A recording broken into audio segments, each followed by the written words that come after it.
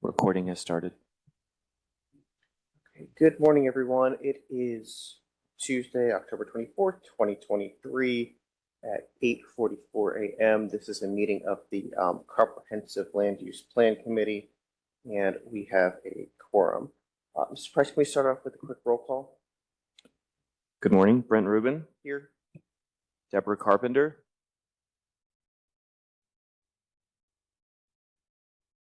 Jasmine Anderson. Jerry Hawkins. Krista Nightingale. Linda McMahon. Lynette Aguilar. Matt Houston. Peter Goldstein. Here. Roy Lopez. Here. Nathaniel Barrett. Here. Jennifer Scripps. Present. Joe Cannon. Colin Yarbrough. Here. Maureen Milligan.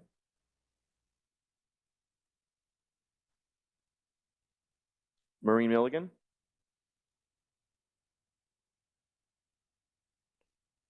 Can't hear you, but we can see you.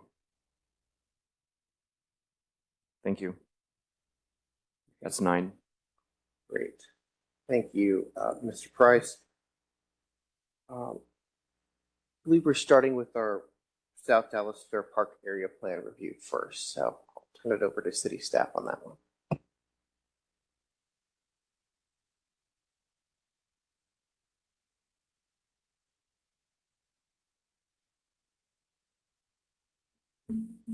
All right, thank you, Chair, Vice Chair, members of the committee. My name is Patrick Blades, Chief Planner with Neighborhood and Community Planning with the City of Dallas Planning and Urban Design. Wanted to, before we get into the briefing on South Dallas Fair Park area plan, just wanted to again kind of set the stage for how area planning works within comprehensive land use planning.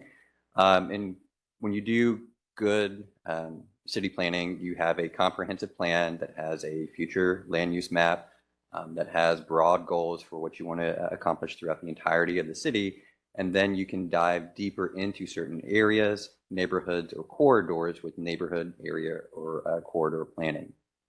This is going to be an area plan, so it's going to dive a little bit deeper into land use recommendations and policies for the South Dallas Fair Park area plan. A couple of things to note on this one. My colleagues here will get into a little bit more of the details. This started before we had the Forward Dallas update. This started back in 2020, so it started before we were working on Forward Dallas. As we've talked about in previous briefings here, in 2024, after Forward Dallas is updated, we do want to get much more into neighborhood and corridor planning, a lot more community planning. Again, this one started before we started Forward Dallas process. And as my colleagues are going to go over, we need to be moving forward with it.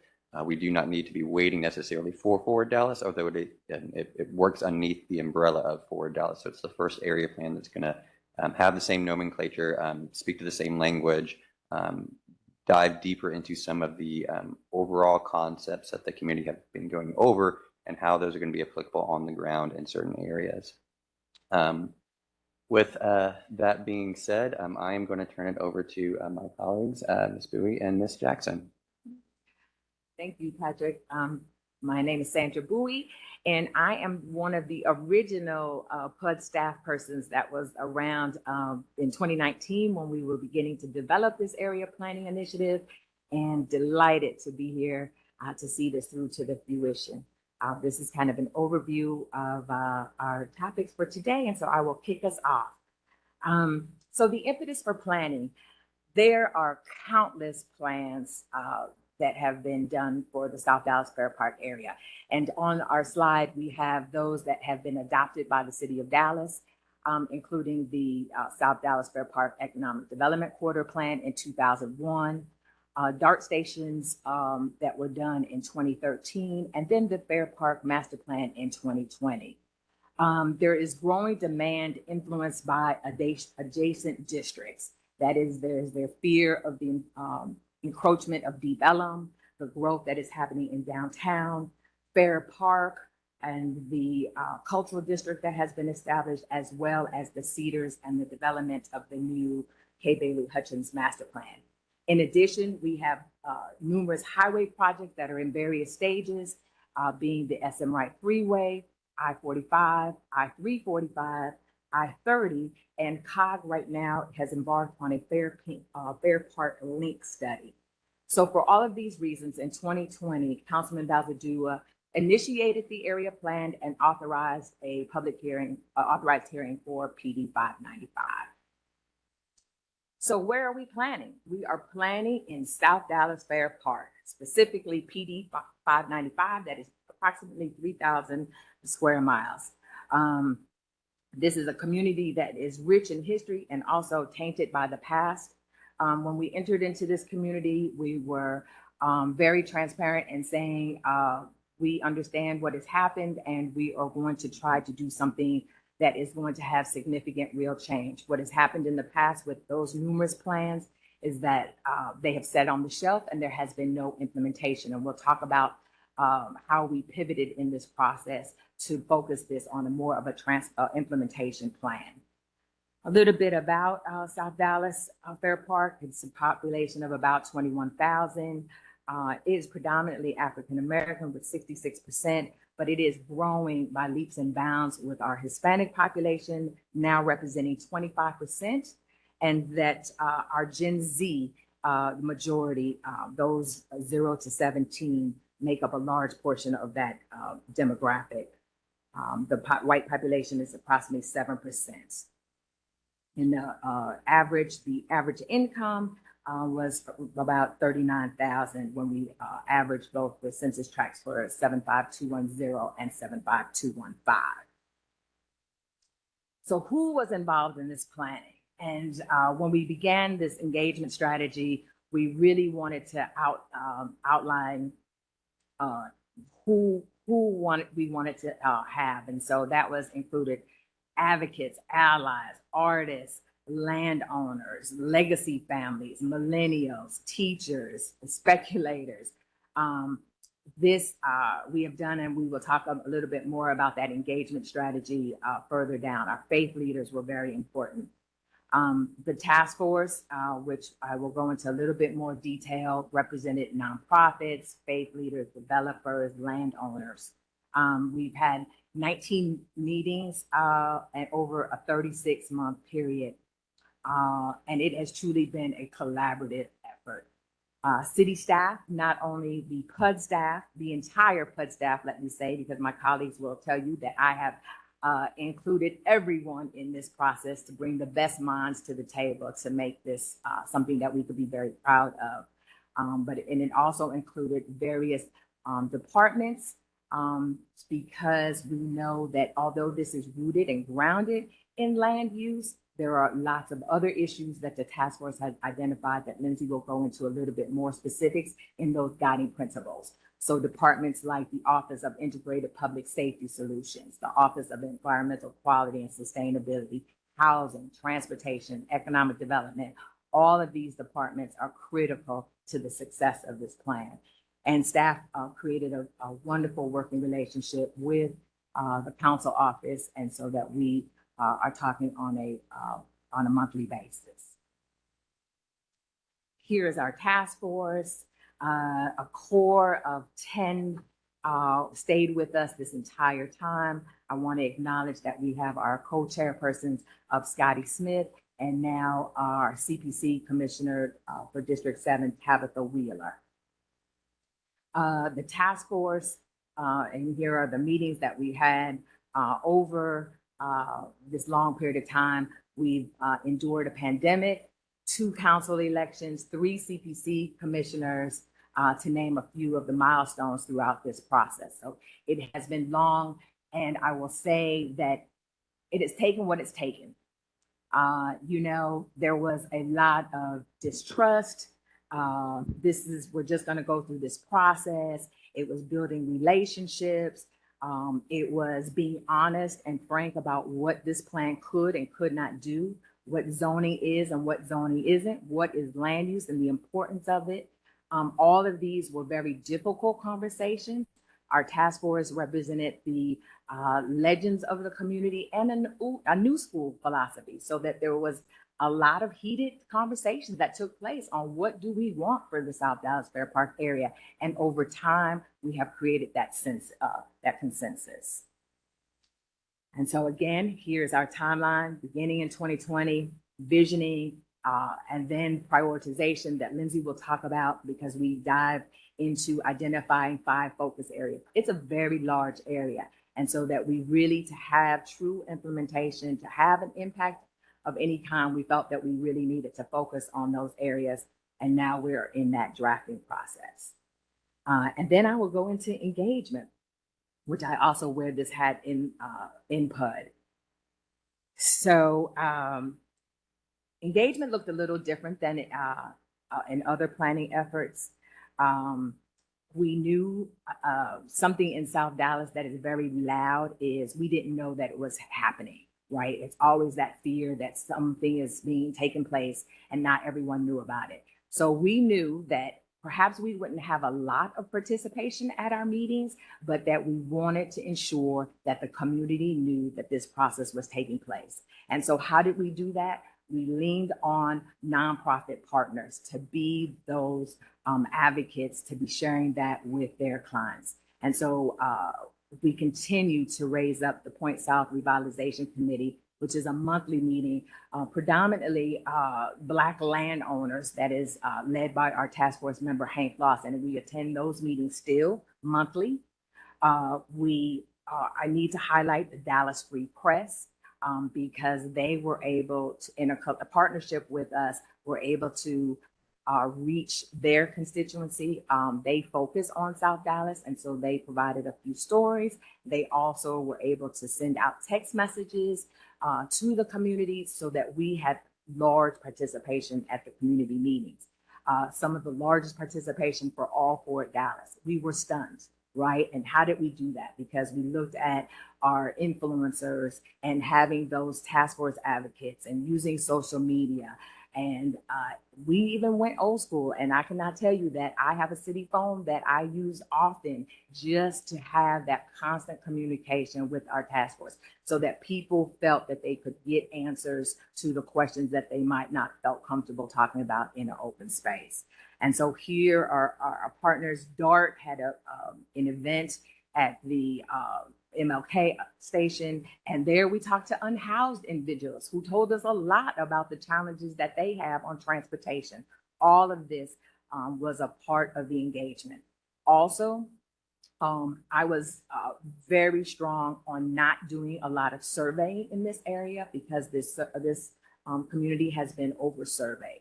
And so that you will see that we had numerous pop-ups. We were all over the community and remain in the community on having that relationship building and collecting information verbally, right? We really feel that our communities of color are always giving information and then nothing in return is received. And so we wanted to change that trajectory. Something else that came up through our task force meetings is a question of where do you go for goods and services on Saturday morning? Because almost all the services that our families want, they must leave their community. And so that was really the foundation for getting that input. The task force is very strong on wanting to maintain and cultivate and sustain the small businesses that are still in the area. So here's a little data. We've done tours. We were able to be featured with the ULI when they came to town for their national conference. We've taken the Department of the Office of Environmental Quality and Sustainability out to the Jeffrey Myers area, which has some contamination. And even taking PUD staff. PUD has grown tremendously. A lot of people are coming from different parts of the country, and so that they need to eat, breathe, and sleep South Dallas so that they can truly understand it. Also, we had education workshops. I wear another hat with planning and urban design, so we believe that a neighborhood coalition is going to be one of those long-term strategies. So we're talking about that. How do you navigate city services? And also partnering with the Small Business Center on their South Dallas Fair Park Opportunity Fund. How do we get city money to the community. And so this is something that we will continue to do. Pictures of our engagement through virtual fatigue, and now we're out meeting with everyone. Even in one of our pictures, you can see that history and culture is also key. And so that we did something fun so that people would come and talk to us. You know, who am I? Elsie Faye Higgins and Martin Luther King and Malcolm X, just to get the community talking about what they love. And I think I have done it all, and I will pass it off to my colleague, Lindsay. Good morning, everyone. I'm Lindsay Jackson, and I will be briefly going over the plan goals and our guiding principles. So, what is the goal? Ultimately, there are 4 major goals that we want to complete with the South Dallas Fair Park Area Plan. Number 1 is to establish a land development vision for this study area to be integrated within Forward Dallas. 2, we're going to take all of the data that we've collected and analyzed and all of the engagement to really help inform the rezoning process for the areas that are already slated, which as mentioned is PD 595. We want to prioritize the infrastructure and investment for implementation in our 5 focus areas, which I will go over here shortly, and ultimately provide some design guidance for the future residential development in South Dallas so we can preserve the existing homes that we have, but also manage future growth. Our guiding principles.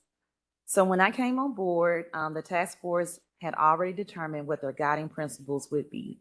Land use, number 1, housing, economic development, infrastructure, history and culture, and well-being. And as Sandra mentioned, this plan is more so focused on implementation and having an overall sustainable impact in South Dallas for our future generations to come. So housing.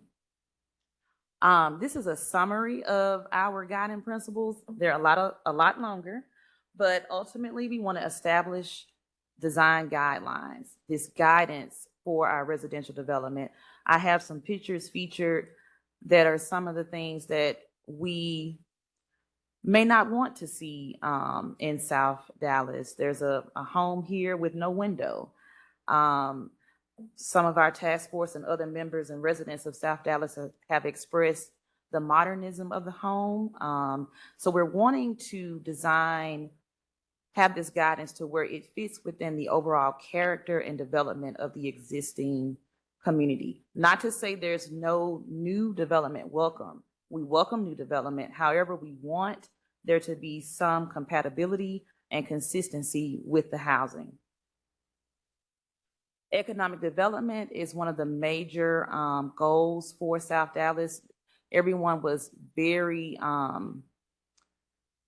critical about focusing on neighborhood-focused businesses, uplifting the small businesses along various corridors in South Dallas that I'll mention in our focus areas.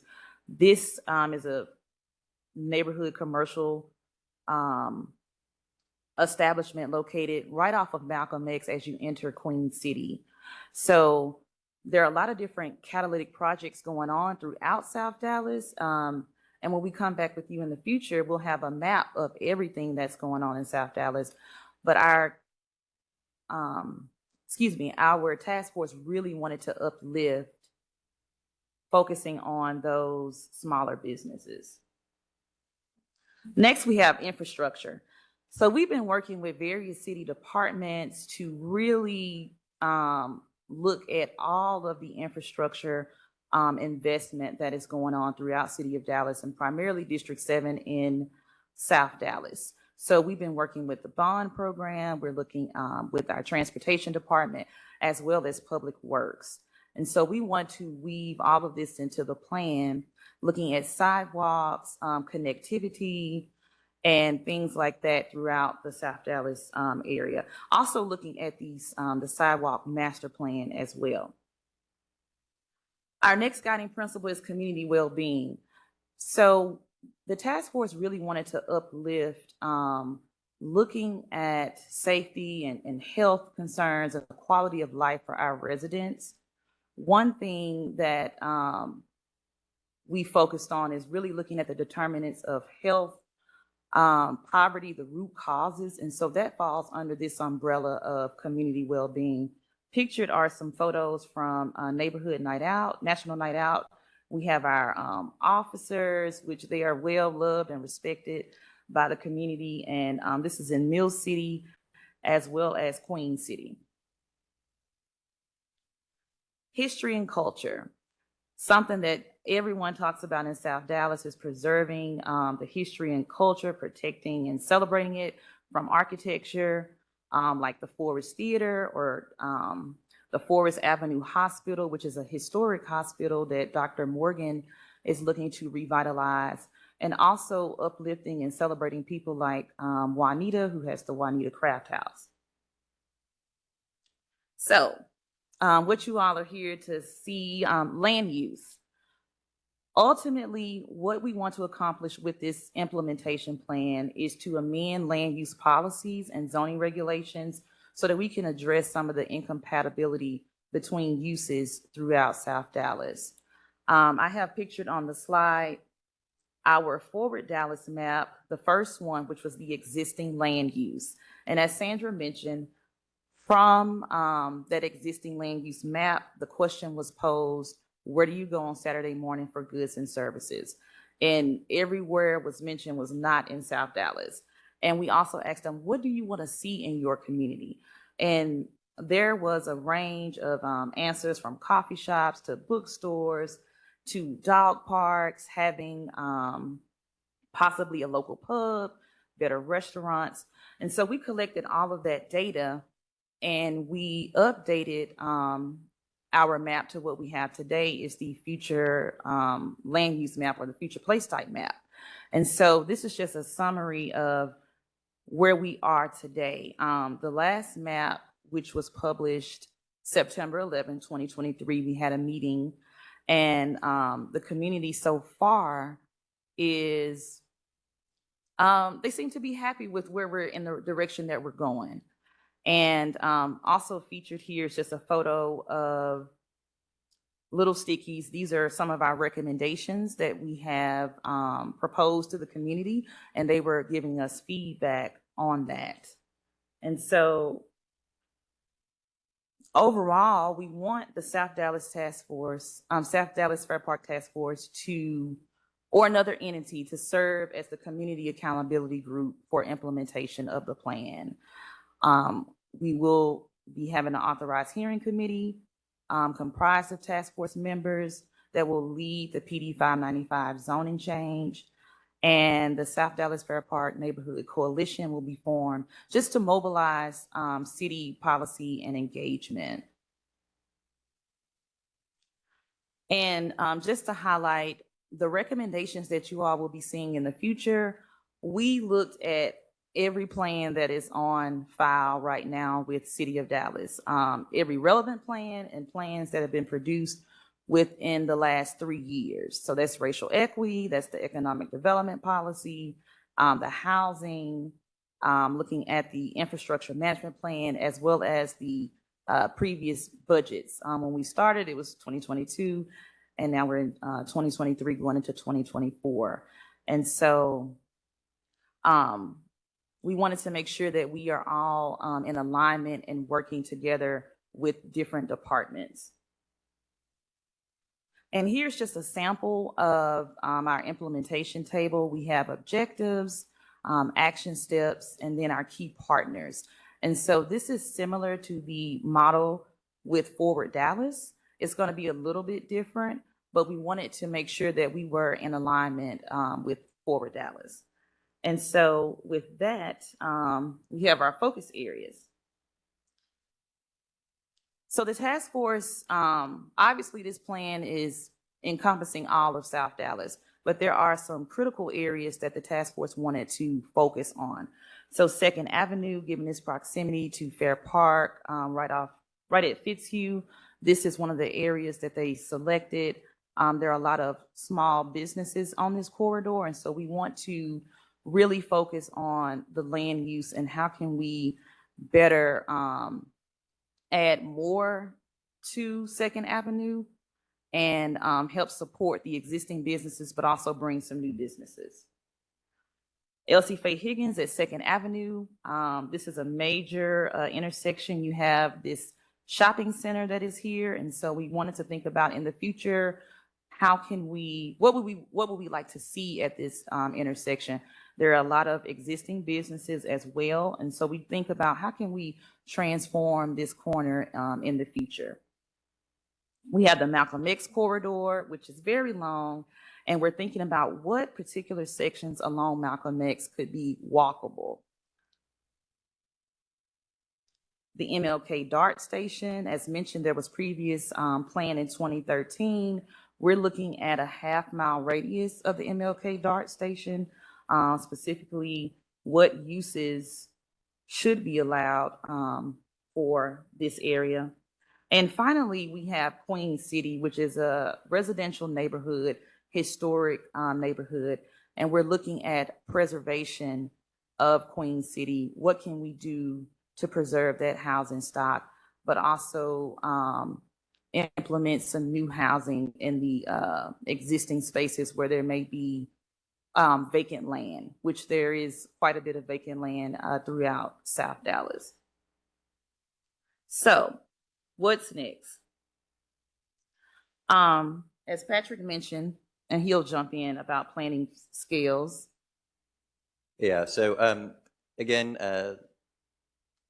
for the South Dallas Fair Park area plan, for the next month, we will come to y'all with the draft of the plan. That draft is going to have a number of different recommendations that cover infrastructure, cover design, cover land use. What we're looking for feedback on, again, you're the Comprehensive Land Use Plan Committee, is that feedback on the land use recommendations. Part of the planning that has been done with this plan would go a little outside of your purview that talks about like how we prioritize certain investment in infrastructure. So what we're really going to be looking for that feedback is when we are making these recommendations about future land use and future place types in these areas, it would be talking through those recommendations and getting that feedback. For the entirety of the area, we're going to have recommendations. And then for those focus areas that Lindsay went over, we're going to have a little bit more detailed recommendations. And as an example, thinking through it, it would be so for the area that's along Robert B. McCollum or J.B. Jackson, that's close to the train station. Right now we have that area, I believe, as a community mixed-use area, right? For Dallas, it gives parameters of low to mid-rise buildings and different types of mix of uses. Here, we're going to get a little bit more into those details. So when we say low to mid-rise, where are the mid-rise going versus where the low-rise going? And get more into those details about where some of those, that intensity would go in those areas. And so as we move forward with this plan and with your review, that's where we're looking for that feedback on. So again, it's going to give land use recommendations throughout the entirety of South Dallas because it's a very large area.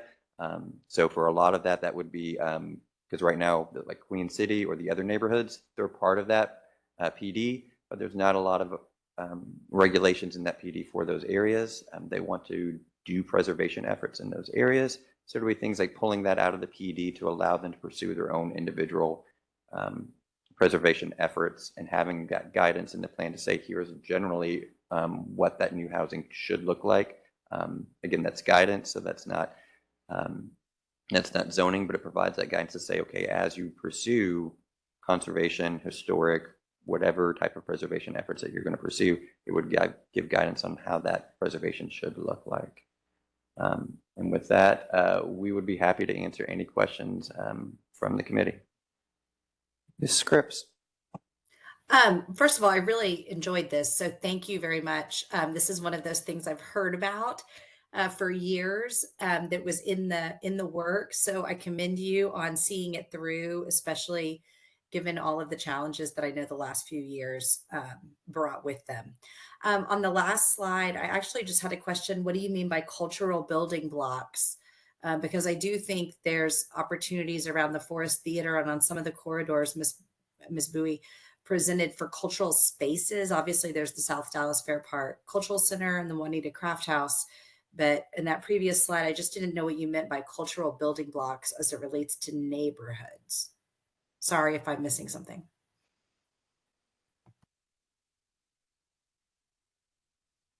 Sorry, which slide was So it? that, no, you just went past it. You just went past it. I think it would be slide 33. It, Here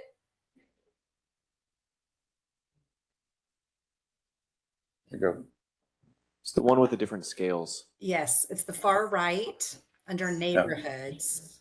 Oh, Yeah, so this slide isn't particular to South Dallas. You know, this is just a slide that we speak to the citywide, the planning districts, the sub-districts, and the neighborhoods. But in general, when talking about, I think you're right, Ms. Scripps, that there are a number of cultural amenities that exist in South Dallas.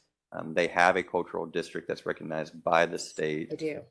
And in the plan, we speak to building upon some of those cultural assets that are in the community and how to, you know, as I said, build upon those to create a uniqueness of place in those areas that would not and does not exist in other areas of Dallas. Okay, because I do think it helps with like the walkability and connectivity because it gives you something to connect to. So, okay, that makes sense. Members, additional questions or comments? Mr. Cannon. Yes, thank you. First of all, again, commend the thorough research that was presented this morning. If we could go back to the slides where for the focus areas, I kind of just had a couple of questions regarding the LC Higgins and at second yes here. So I couldn't quite see all the, I guess, the projected land uses there. But I guess what is and I see the picture here, but I guess in the minds of the community, would this intersection be one of those spots that one would go to on that Saturday morning? Or I guess what's that vision that we can then look at land use because the font is quite small, you know? So. yes, and actually what you don't see in this picture is a shopping strip that has had a lot of legal activity. The community prosecution has worked with a lot of the landlords. There's conversations on if they would sell, but this is a very prime corner in the area. There's a lot of activity that's happening even on the Bonton Bear Street, so individuals would come here, but right now people do not feel safe to go to those stores there. Okay. Yeah, part of it is understanding that that is an area at which the community, when we speak with the community and they say we want, you know, where would we like to go Saturday morning for our goods and services, this is an area they would like to go. So it's part of that prioritizing. Okay, where are those nodes of strong commercial activity? It can't exist all the way down to City of Higgins. It can't be a mile-long commercial corridor. Where are those spots that you would like to go to? And this is one of the areas that say, we'd love to go here. It could be great, but we don't have, you know, so let's prioritize investment here. Let's prioritize land use here as opposed to some of the other areas along City of Higgins. Okay. Thank you. Members, any additional questions or comments for staff?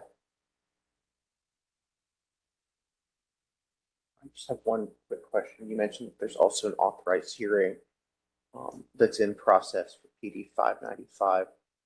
Is that in kind of a holding pattern until the South Dallas Fair Park area plan is completed, or is that going on parallel tracks? It's not a parallel track. If you can picture a Gantt chart, this is South Dallas Fair Park, and as we wrap up, then we're starting the authorized hearing. Again, that's how good planning should happen. We do an area plan. We have all these strong land use recommendations. Okay, now let's actually implement those through zoning changes. So the authorized hearing, and we're working strongly with Seth and his staff on that. That really gets kicked off here in November and December. And so that happens, you know, we adopt the plan in early 2024, and within a short time period, then we have that authorized hearing. And who on city staff is assigned to that? I don't believe we have assigned that yet. Great. All right. Thanks. Members, any additional? And I would also say, though, that our staff that's up here as well, they will be a part of that authorized hearing process. That's not always the case. You know, hasn't always happened where we have planning staff that does the plan for the area and then they're a part of that zoning process. But our staff will be a part of that process because again, they've been in the community for 3 years and they can speak to the truths that are going on in those areas. Great, thank you so much. Mr. Members, Chair. any addition? Yes, Mr. Lopez, go ahead.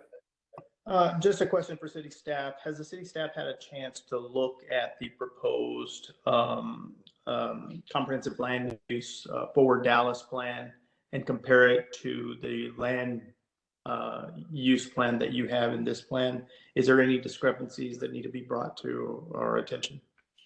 No, so this plan utilizes the Ford Dallas place type map as well as additional detail. And so this builds upon what we have done with Ford Dallas, and Ford Dallas builds upon what this plan has done as well. And so there will be no inconsistencies. The only difference will be there will be more detail in this plan than in Ford Dallas for this particular area. I see. Thank you. Any other questions or comments for city staff? All right, thank you so much, Ms. Jackson, Ms. Bowie, and Mr. Blades for your really great presentation today and all your hard work on this. We look forward to seeing you again next month. Thank you. Thank you. I see we have a few individuals here in the audience who I think have spoke on Forward Dallas in the past. So why don't we go ahead and get comments from them before moving into staff's presentation on Forward Dallas. I don't think there's anyone signed up online to speak. Is that right, Mr. Price? Okay, great. So if anyone here in person would like to comment on Forward Dallas, or of course any other item on our agenda, we welcome your comments now. We'll give each speaker 3 minutes to speak. And Mr. Price, if you wouldn't mind, are you able to keep time on the speakers?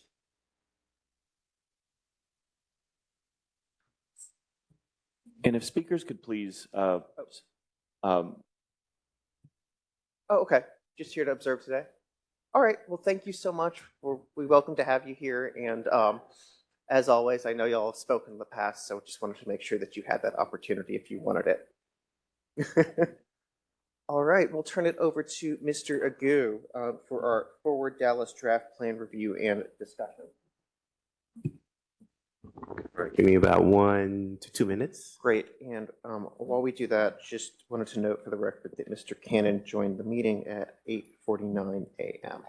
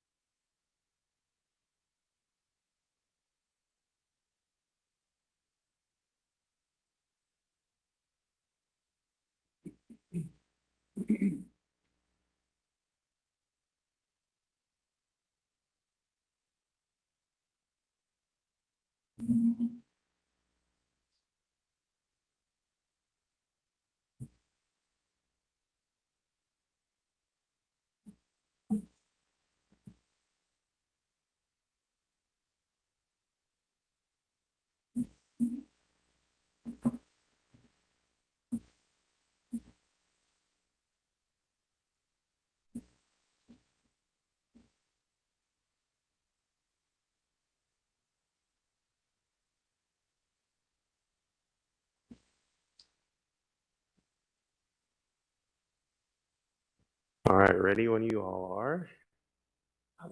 Go ahead, Mr. Agu. All right, so good morning. Thank you all so much. It was actually nice being back there for a second, not presenting, back in the hot seat. No, so today we're going to conclude our conversation related to the place type conversation, specifically, as we see on the screen, the industrial place types. So from previous conversations that we have had with this body, we've talked about looking at the current suite of industrial place types, thinking about, is there a way of either elaborating upon it, providing a little bit more clarification in terms of what those are. So what we're going to do, what I'm going to do is show two different, I guess, ideas or recommendations that we've heard from this body, and also how staff has analyzed those two approaches, and then just open it up for conversations with the body, just like we did with the residential place types. So that's going to be the first part of our conversation. The second part of our conversation is going to be focused on just providing you all an update in terms of the draft plan development, what's been done so far. So giving you all just basically a quick preview of the work that's happening behind the scenes, and then preparing this body too in terms of being able to get the final package document in a few weeks from now. So first is going to be the discussion with industrial place type, our analysis from staff, and also being able to talk through the way forward in terms of how should we update this in the plan. And then secondly, just going and giving an overview with how we have continued to apply your comments to the plan document, the revised plan document, and what to look forward to when we come before you all in November. So with that, this moves. All right, so going into the industrial place types, we've talked about the flex commercial and the industrial hub. And right now, as it sits, the flex commercial is focused on general commercial services, limited logistics, light industry, and it's meant to help that transition from locations that were next to heavy industrial, being able to transition from a residential to something that's cleaner and not by those particular harder industries. So what we have on the screen is the current setup that these place types are embodying in terms of the flex commercial and the industrial hub. This also just shows the land uses without the multiplex that we discussed when the residential place types. This will also be included in whatever update we have. Just wanted to show what we have on the ground before we kind of delve into any tweaks beforehand. So this is as is. Keep the two place types as they are, and be a little bit more detailed in terms of how we're defining those descriptions. Second option was through the conversations was thinking about a third industrial place type. So here, just for conversation purposes, we've titled this one Logistics Hub. So as we look on the left side of the screen, we've added those two land uses that we defined last time, the apartments and the multiplex. Those would both be supporting uses in the logistics hubs. So what this does, it focuses just on the larger warehouses that exist, the light industry warehouses that exist in the city, and being able to show that the flex commercial would be focused on smaller light industry. The logistics hubs would be the larger kind of area-wide type of development and land uses that we see. Industrial would be focused just on the more heavier, kind of more noxious uses. Large warehouses could also go into that particular place type, but this would be a breakdown of how those three would pencil out. So after looking at these two options, what our team did, took an additional step and started to map what this would look like and what it would mean. So I want to talk through that in a bit of detail as well. So this map that we're looking at, the flex commercial option one, that's the current way that it's defined and set up in our Forward Dallas document. What we see in the map are just the locations of where flex commercial exists. On option two, doing a hypothetical additional add of a place type for the logistics hub, we start to identify and look at the specific land uses and development within those areas. And if you notice, sorry for the colors not being too different, the areas that do pop up are almost the same ones that we see in flex commercial. There are a few small low spots in these lower areas. You can see my mouse cursor. So what we see is the flex commercial, most of those areas that exist on the logistics hubs are pretty much the same, except from a few different spots. And so it's very critical to note the reason and what we've noticed with this. So logistics hub, if you go with option two, you're basically saying that this is the place type, the land use that's going to be here no matter what. for the future. So we're basically identifying most of those areas in flex commercial to be a logistics hub and stay that way. With the flex commercial option, although there are larger warehouses in those areas, the option for transitioning away from those exists within the description. So I think with staff's kind of analysis is looking at the flex commercial and the logistics hubs. All the logistics hubs provide more clarity in terms of what is currently there. It doesn't provide any flexibility in terms of what could happen if communities wanted to transition away from that particular land use. So with that, just kind of showing those two different options, those are the three slides that we kind of developed for the conversation, probably meant to solicit some conversation. So I'm going to go back to, actually I'm going to keep it on here and just open it up for conversations with the body.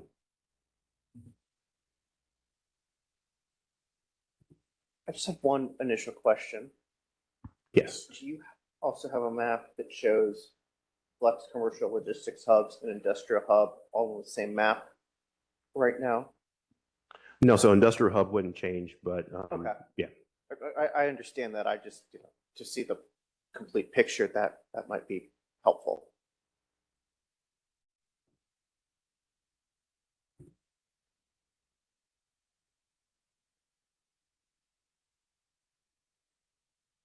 And I guess the question that staff is asking the body is, does it make sense to keep the two place types that we have, or add a third industrial place types as we talked about in previous conversations moving forward? I don't see a substantial difference between the option, but what's added by adding a logistics hub difference, if we can, what I imagine this just playing out is that there's another use defined in the actual zoning code, and we have more stringent requirements around how and where that's allowed. I don't know that we add a lot, but in my view, add anything by having a logistics hubs type.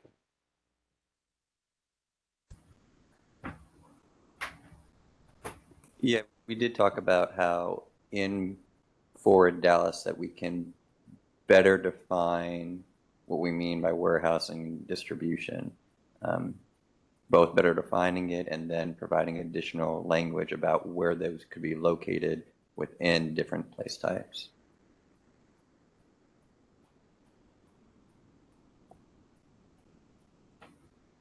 Commissioner Carpenter, did I hear you start to speak up a minute ago? Probably. No, I see that we haven't accomplished anything. If we're just basically renaming what the place type that you're already, that you think, well, I mean, renaming the place type does not accomplish anything, in my opinion. Well, what we can do is because if we keep there are areas that are. Sorry, please go ahead. No, I was just going to say, there are areas in town that are going to stay large logistics hubs, such as the inland port, and there are probably others. If you're saying that logistics hub will, gives no, I don't know. I find this very frustrating. If all we have accomplished is renaming the two categories that already exist, then it doesn't really matter what you call them. In my opinion. It would be adding a new category, and it would be then for like the inland port area or the area that's off of in Northeast Dallas off of 635 and Garland Road-ish. Those areas that have large logistic centers right now, we would say those are logistic hubs. Right. Instead of calling those out as flex commercial spaces. There may be some places that we would then call as flex commercial spaces that wouldn't include a lot of large logistical centers. And then, but when we call out those areas right now, if we delineate and create a logistics hub land use, or sorry, place type, excuse me, place type, then we're saying that can only be a logistical hub. If we call it a flex commercial, then we're saying, yes, it can be a logistical, larger warehouses, better define them, talk about where they should be located, but we're giving the option to say you can be something else as opposed to just being a large distribution center. No, I understand what you're saying. I just don't think the two, I mean, I don't think logistics hubs should be overlaid on the existing flex commercial. I think they are, as I've said from the beginning, I think they're very distinct place types. We have places that are logistics hubs and they aren't likely to change. I mean, where the inland port is, it's not likely to change. These other areas that are flex commercial or whatever we were calling them, flex industrial originally, yes, they have, yes, they are transition areas and they can transition out. I don't understand in the description of the new logistics hub place type, though, why it says something about limited logistics uses.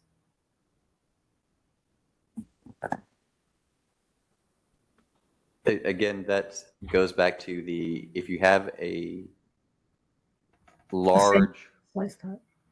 very large warehouses versus smaller distribution centers, in the flex commercial, that was how we intended to describe that place type, as in it's not a place type where you want to have very large warehouses, that you are having, general commercial and limited logistics. And so, as we've talked about before, better defining warehousing, not just in distribution centers, not just in Forward Dallas, but then in our zoning code to understand the difference between, I apologize, I forget which member of the committee brought up like the last mile centers where, Amazon trucks everything into the DFW area. That's a big warehouse. And then they have a smaller warehouse where it's going out to the neighborhoods. That was the intent for the limited logistics. Right. Well, I mean, I understand that where it says that under flex commercial, but if logistics hub, but I don't understand why logistics hub would have limited logistics, because that is the core of the place type. Right. But, And it just, I'm sorry, go ahead. I was going to no, provide I some was just clarity. trying to think how, I mean, Right. maybe, So, okay. I'm sorry, go ahead. No, just saying the definitions that we have here, these are just kind of initial quick kind of overview with what these place types are. The Right. logistics could be something that could be a typo. We could have removed that and tweaked that. But as we get direction on which way to go, we can start to elaborate and flesh out what these place types are actually saying. So Right. I think with that noted, we can definitely add that to that descriptions if we're looking to add the 3 place types moving forward. But just want to get some kind of high level direction in terms of which way to go on that. Right, because I mean, it definitely was not the intention just to rename the place type and have them be essentially the same. And the map seems to show that from the staff's point of view, this would just result in overlaying flex commercial with logistics hub, and that would, to my point of view, have a detrimental effect on these areas. That my idea originally was that we do have places such as the inland port where we have we have intentionally created places along major freeways to cluster these large logistics uses and co-locate them. And it would, if that's the city's intention to do that, and to try to keep those large logistics hubs out of these flex commercial spaces and not let them transition to becoming logistics hubs. That was the intention. If we are going to, just change the name and collapse it back into 2 categories, I don't see that we've accomplished anything. And then I think going back to what you mentioned, the initial intent of that third from the logistics hubs, I wanted to also maybe provide some clarity as well. So going back to the option 2 with that adding of the logistics hub. So just like you mentioned, as we start to, the intent was to basically clearly define what for example, the logistics center would be within the city, but then also too, what that does is also it identifies similar types of land uses in the city that are similar, would remain the same. And that I think the kind of consequence is not just exists at the inland port, there are certain other areas that exist as well. So I think the intent of what you mentioned, I think that's kind of what we're going with when we had started to do this analysis, was that, let's identify logistics hubs for inland port and similar types of land uses. What ended up happening is that there are a lot of those that exist in the city. And if we do keep it as logistics hubs, it kind of stays that way as well. So I see what you're saying in terms of the intent, but I think also it kind of just shows where in the city that particular type of land use also occurs. Right. No, I don't know what the solution is then, unless the document just gives more guidance within the text as to where certain types of uses in these areas are appropriate. Right. Yeah, and we have discussed as staff how in the existing place types that we have, how we can better define the land uses and better talk better about where they're located, how they transition, that, you know, just like in the residential place types, just when we're saying, yes, it's okay, you know, a mixed use building is allowed in this place type, it doesn't mean it's allowed everywhere without any caveats.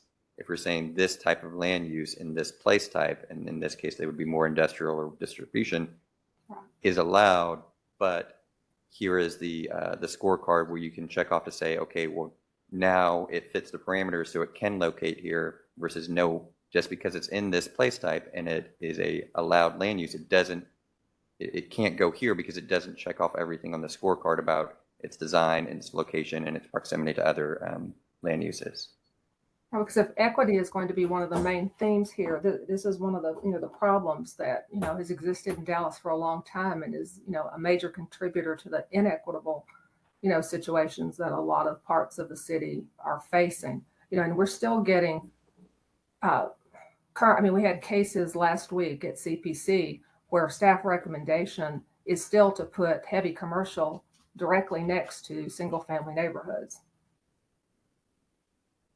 And, my concern is if we have these place types that just say, okay, here are all the uses that are allowed here, that if we don't give fairly detailed guidance as to, well, yes, it can go in this place type, but not adjoining not adjoining residential neighborhoods there's just going to have to be more detail there, because otherwise I just see the opportunity to perpetuate what we've already had. We get this industrial use, industrial area shrug that's just like, well, industrial's been there in the past and this is an industrial use, so let's just put it there. Commissioner Carpenter, may I just jump in for, I think the bottom line is that this is an issue that land use isn't fully going to address. In those areas where we have the most concern, right, we absolutely need to prioritize going in and rezoning those areas. So we do give the very specific detail that says this property is not going to be this anymore moving forward, or this area is this. So I think that land use is going to get us so far with pointing in a certain direction. But if there are areas that we are most concerned about from an equity standpoint, from an adjacency issue, the details are in the zoning. And that is when we need to prioritize. And I think that's part of when we think about in the back of the plan, the recommendations matrix, we're trying to set up as well sort of a reprioritization of how we look at our city-initiated rezoning so that we are factoring in equity and environmental justice into those considerations so that we can prioritize those very specific rezonings, especially in areas that have not historically been rezoned appropriately. Mm-hmm. And I think that's how we really need to handle it to get to some of those specific issues that you're most concerned about. All right, thank you. Members, additional questions or comments for staff?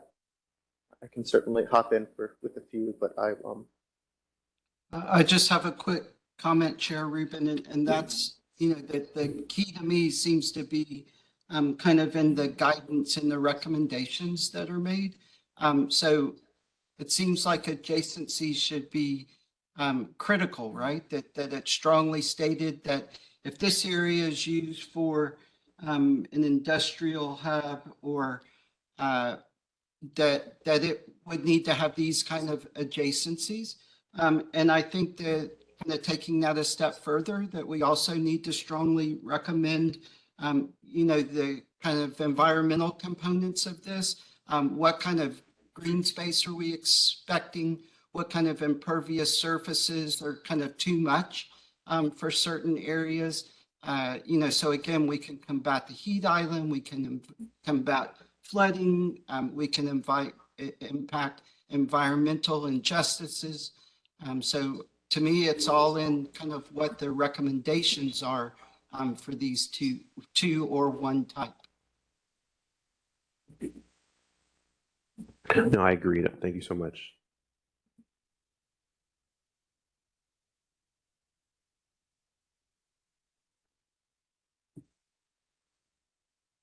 I'll hop in with a few quick comments. I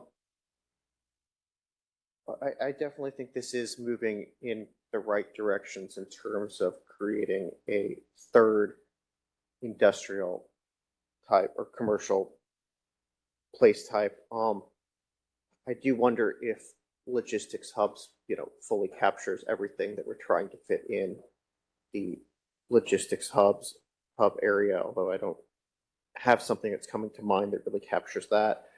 I also think it would be, if we go down the logistics hubs path, maybe something a little bit more descriptive for industrial hub might be helpful there as well, to make clear that we are limiting the most noxious uses to the industrial hubs and not what's currently named the logistics hubs. I do think, as some others have said, that the devil is in the details on this third new place type that we're creating in terms of how we address adjacencies between these large logistics facilities and other land uses. Right now I see apartment, multiplex, single family, attached and detached as supporting uses in logistics hubs. I'm not a design professional or city planner. I'm just a lawyer who fell into all this several years ago. So wrapping my head around how a residential component fits into the logistics hub is something that I am struggling with, and do need to see, within the whatever work product comes next. I think it would be very helpful to figure out what, if any, appropriate place it has there. I don't want to, throw out opportunities to develop much needed housing in the city, but right now it's just not clicking within the logistics hub. I mean, we've seen folks come into parts of the southern sector trying to put logistics facilities next to residential. We've even seen, some greenfieldish development that tries to do that to try and say that's a plus, and it hasn't clicked for me in the past. Not saying that it's not possible, but it's just not lining up for me mentally at the moment. So I definitely want staff to continue, exploring this path and figuring out, getting us a more detailed proposal. That's the direction that I would go, but I just do need to see more. The last thing is, we only have this very small map in the presentation right now, and I would want to look very closely at what is flex commercial, what is logistics hubs, and what is industrial hubs in terms of placing that on the map. Yeah, I think in terms of providing more clarified language, is something our team can work on. I think that's definitely something we want to kind of understand the direction before we kind of went through that approach, but definitely something we can definitely do. In terms of, you mentioned the apartments, multiplexes as supporting within this particular place type. It's also important to note that there are certain places that exist now where there are residential proximities to these locations. And what we want to do is kind of understand that adjacency is something that exists. And when we do have, for example, a supporting use, that's typically something that when it comes through staff to analyze a particular development case, having it as a supporting is basically provides another level of analysis that needs to be done to make sure that one, the existing land use mix makes sense there, and then also future land use mixes make sense there. So that's why we want to put that as supporting, not just to kind of cut off what future development could look like, but also being aware with what's happening on the ground. There are some things that are happening along Route 12 in District 3. So those are some of the areas that we were considering when we had that particular place type designation in here. But I think going back to your kind of suggestion in terms of going forward with the third option, I want to be clear, is that the direction from the body that we're looking to move forward with the third place type description and kind of another place type, or I want to get some clarity because I think that will also affect some of what we're doing behind the scenes and having plan documents to you all within scheduled time. Sure. Two quick comments. It wasn't my intent to call the question just yet on this discussion. I just wanted to give my input. But you referenced that there are some existing areas in you gave the example of in District 3 along Route 12 where there are some adjacencies between these logistics facilities, and I would think mostly multifamily. Single family. Mm-hmm. And are you suggesting, I mean, that those adjacencies work, that there are issues with those adjacencies? What are you trying to say? So what we're saying is some of those locations where there are logistics hubs by residential, if we keep the logistics hubs as is, the land use that we're identifying in logistics hub is focused on keeping logistics hubs. On the flex piece of that, there's more opportunity transition away from that instead of keeping those particular uses where it is. So when we have these apartment and multiplexes as supporting in both flex and logistics hubs, that basically identifies where certain of those adjacencies do occur now, and we don't want to basically cut those off. We want to be cognizant of those land use mixes too. Yeah, it's saying that if we identify an area as a logistics hub that has residential in it, does that residential go away then? Like, is that a land use that exists within that place type right now that then would move out of that, or because it is existing in those areas, would stay in those areas? Part of that is when we call it the flex commercial, we say, yes, there's residential and there is warehousing that exists within this place type. The intent is to give the option to have something other than warehousing that would exist within that flex commercial place type. If you then say, no, it's going to be the logistical hub, okay, well, you still have residential that's there. Is the intent to keep it there or to move it out and have more warehouses move in? If you follow that logic. I think, I mean, let me just pose a question to you. I mean, there are areas where there are existing, as you've acknowledged, existing adjacencies between residential and these logistics hubs. One option is to paint with the broad brush that the entire area is a logistics hub. Another might be to paint the logistics area with one place type, paint the residential area with another place type. And, again, I'm trying to still wrap my head around all of this.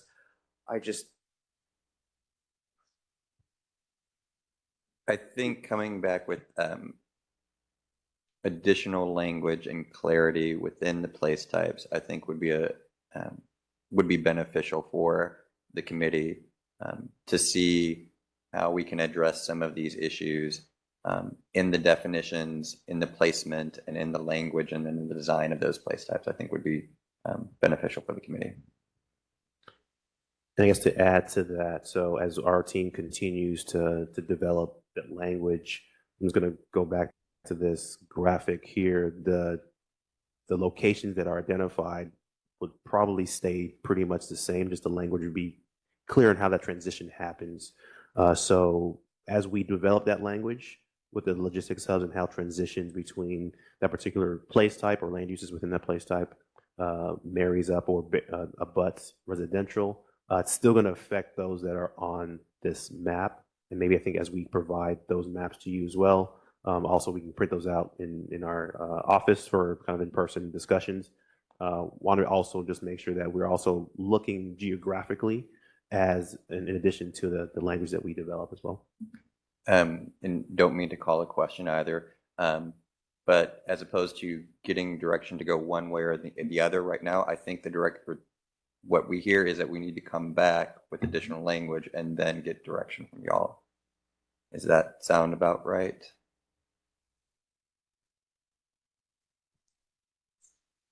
For me, that would be helpful, but I'm just speaking for myself. Can I ask one additional question? When we hear rezonings at CPC, we really struggle with the existing industrial districts, whether it's IRCR or IRCS, IM, particularly, I would say that the CS district gives us lots of headaches. Would it be helpful if one of our implementation goals would be to look at our existing industrial districts through our code reform efforts to figure out how we can better map on to whatever these place types are and better address a lot of the incompatibilities that we see, which are driven in some senses by some of the tools we have to work with in terms of zoning districts. Yes, I agree. I think one of the implementation recommendations can be to explore those heavy commercial and industrial zoning districts, and then the land use definitions within those zoning districts as well, to understand how we can make some differentiations and get to a lot of, I believe, what you're speaking to. Thanks. I've spoken a lot. Other members, comments, questions? Commissioner Carpenter? Yes. Back to what you were talking about with District 3 and the fact that there are some existing warehouse areas that are next to established neighborhoods.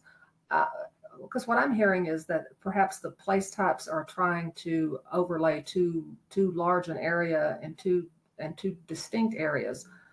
I don't understand why the neighborhood would not have some sort of residential place type and why the warehouse district would not have whether you're calling it logistics or flex commercial. I mean, what am I misunderstanding here? Because to me, they're distinct areas. They are distinct place types. Why would we be overlaying them with a place type that creates an incompatibility?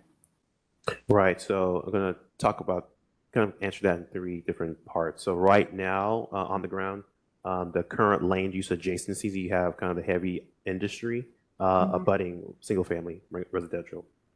So on the current future place type map, what we've done is that particular residential community is kind of kept as, I guess, the single family place type that we've designated. And then as it goes, transitions to the heavier industry, it goes to flex first and then to the heavy industry. So that's how that transition has occurred on the future place type map. Within this particular new logistics hub designation, let me actually just zoom in before.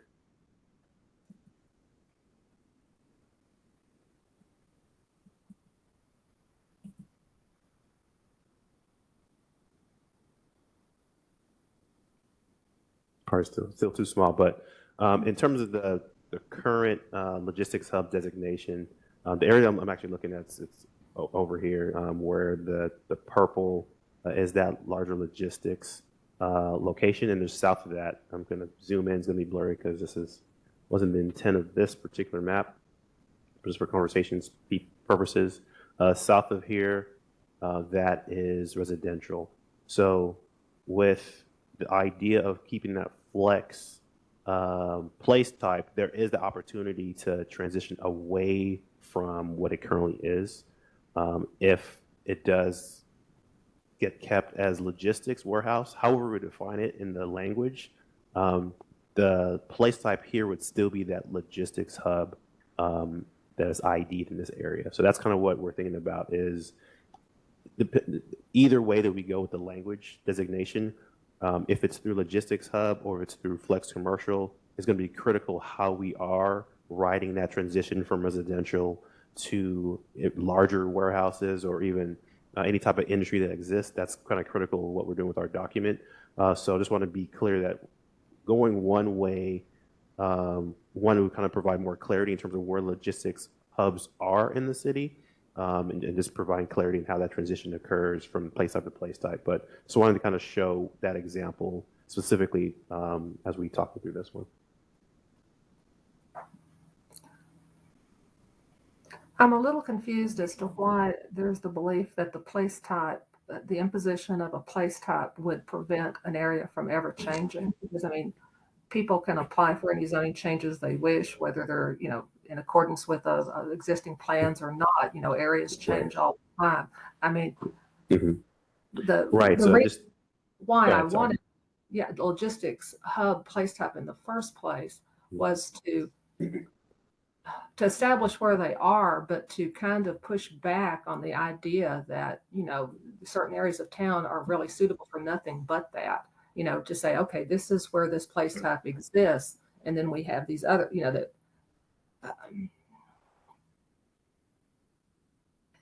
and where we have, we're stuck with certain incompatibilities. If you have large logistics centers already next to established neighborhoods, the likelihood of either one of them changing is not very high. So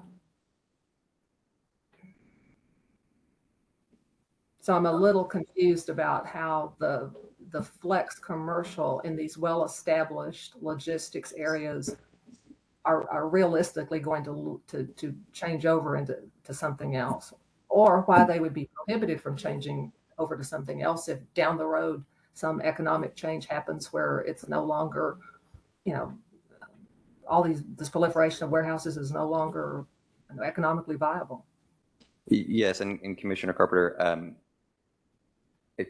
I think to your point of when you have a neighborhood and it's next to a logistical center, if the city, if we call it a logistical center, then we are being an active agent and saying it needs to be a logistical center. If we call it a flex commercial area, then we are being an agent to say, if the market changes and it needs to go to something else, we're saying you can go to something else, as opposed to saying, no, this is a logistical center. I guess so, I don't, yeah. Please go ahead. No, please go ahead. No, I'm trying to, okay, then why doesn't that language apply, say, industrial hub instead? Are you saying if we're calling it industrial hub, it has to stay there forever? There's not a possibility that it's going to, because some of the language I have read in the document seems to be saying, well, we're hoping this area does transition as greener and cleaner ways of doing things exist. So I'm struggling with the idea that some places are fixed and some places are eligible for transition. Right. I think going back to kind of the assignment and the exercise that we had here, I think one was looking at just flex commercial and industrial hub, and the assignment was, how do we identify those larger logistics hubs as kind of its own thing? And then we mentioned initially when that conversation began that we wanted to avoid, particular place types embodying one or two land uses.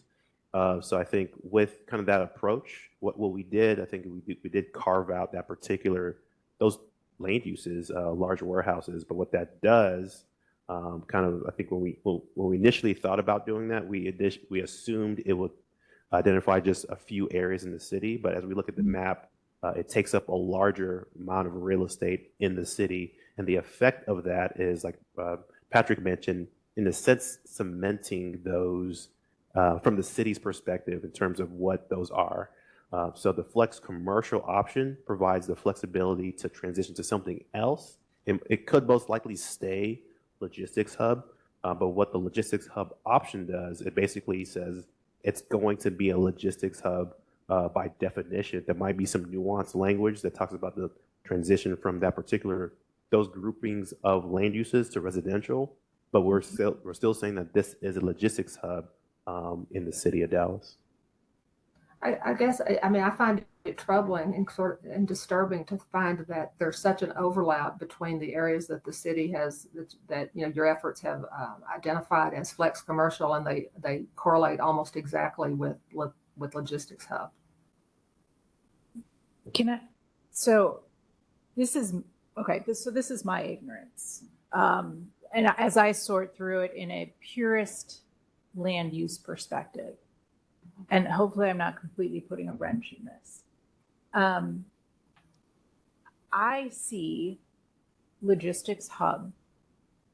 Everything that we've described, that you've discussed as far as what you see as a logistics hub, I see that as an industrial hub. In my mind, that is an industrial hub. If we have the scale of a logistics hub where we have these massive warehouses, trucks coming in and out, you've basically scraped the land of environmental features. To me, that is an industrial hub. And I understand the concern of there being the mixing in concrete batch plants and what does that mean? But I think through that description of industrial hub, we can be very clear about the where within an industrial hub, what it means for an area. But in my mind, industrial hub, if we mean for an area, if there's this huge logistics center, we don't really ever intend for that to be residential, incorporating any types of residential. It's basically another version of a heavy industrial use in my mind because of the accompanying all the truck traffics. So that actually should be shifted out of flex commercial. I don't think any of those areas, in my opinion, I don't think any of those areas from a future land use plan perspective should be identified as flex commercial. That all gets moved into industrial hub because we are saying in the city moving forward, if any of these new types want to come in, this is where you have these types of heavy industrial uses where we're just period not going to have residential, and there shouldn't be residential adjacencies. The flex commercial, if there's going to be warehousing, it's at a much smaller scale. And there could be better mixing between the two. It doesn't have to, it's not noxious. We can all, all cities, I mean, I've lived next to industrial warehouses. Actually, when I was, just coming in the other day, there's a whole new subdivision next to relatively smaller sized warehouses. Yeah. Do you want to is it your dream to live next to a small warehouse? No. But is it incompatible? It doesn't have to be. So I think those are the flex areas. And so this is where when we talk about solidifying the industrial logistics hub to these areas, in my mind, if we're going to do that and create this third category, we're basically saying this is what it needs to stay. It's almost like we're solidifying existing land use. And that's what I'm a little bit concerned about, that we just solidified an existing land use for these areas that maybe we do want to see transition eventually. And again, not to say you can't change the plan, but it becomes harder when you've got a land use recommendation, especially a new land use recommendation. So I guess I'm confused. My question to the group is, why can't these just be an industrial hub? What is the hesitation for these huge logistics centers to be an industrial hub? Because they are a very distinct type of use that while they are not ideally compatible and they present a fair amount of incompatibility with residential, they aren't nearly as bad as the hardcore industrial hub that is auto salvage, metal salvage, concrete crushing, asphalt. What you do absolutely do not want is to have one unified industrial hub on every place in town where there's any sort of industrial use, and then open the doors to all the truly noxious uses and make things even more inequitable and unlivable than they are now in parts of town. I guess I would just, I guess my disagreement is I actually think that these are just as potentially noxious in a different way.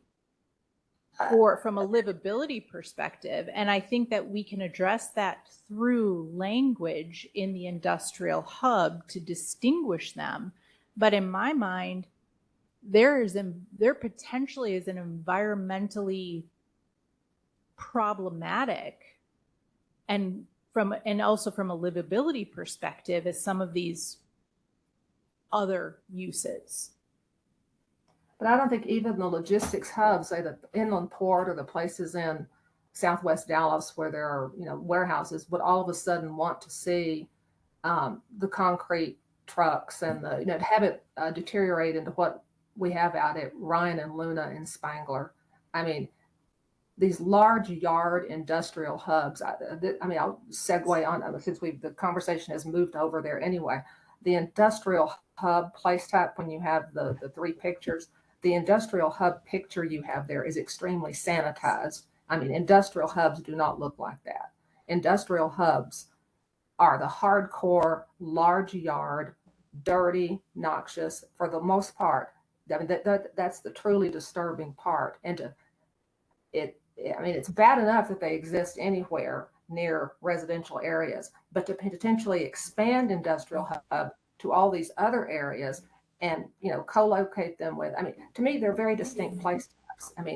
Large warehousing places are a distinct place type the same way a large hospital campus or a university campus is. So, to me, I can't see that at all. I think people who live in industrial areas would find that mind-boggling, that the city would propose co-locating all of those and then spreading. But I want to be very clear.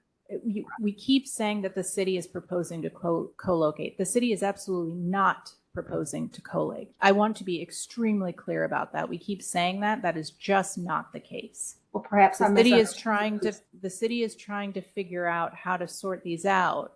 So regardless of how we play this out, I want to be very clear because it's kind of been a thread that's been going through this discussion with industrial, that the city is trying to co-locate these, and they're not. Let's clarify it right now, because what I heard you just say is that you would like all of these logistic hub colored areas to just be industrial hub.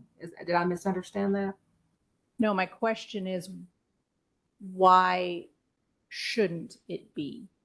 And what I think that we can be very clear, I would like the language to state, if you're adjacent to residential, you can't do this.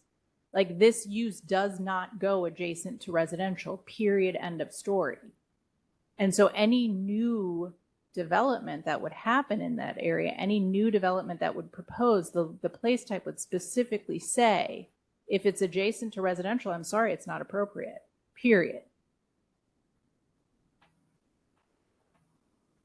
I hear what you're saying, but to me, they're very distinct place types.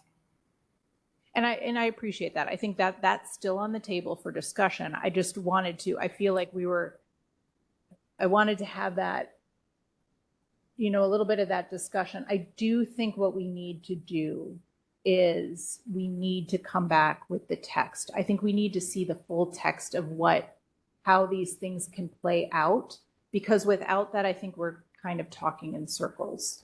About how to address this. And a draft mechanism for enforceability, because that's where I'm struggling also. Correct. Yeah, and I think it would also be beneficial to come back with a couple of those areas highlighted to say, okay, this is what's going on here. What is this place type? To kind of ground truth some of our discussion.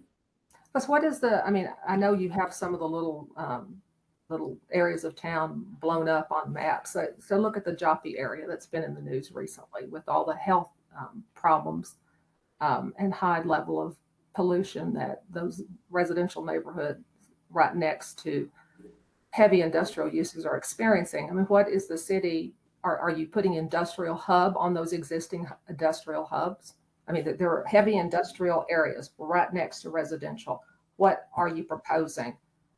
To say, yes, it's an industrial hub, it's going to stay that way, it's next to a railroad track? Or are you going to put a flex commercial knowing that it's not really going to change?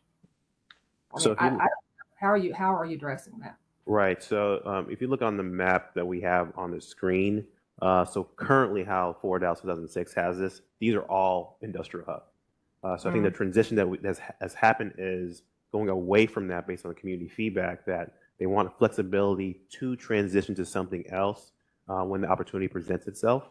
So right now, because that land use has said this is an industrial hub, that's what it is. So we're transitioning away from that through the introduction of the flex commercial, and also being specific in terms of where else in the city that the industrial hub should go. So on this map, we don't show industrial hub because it exists somewhere else not identified on this map.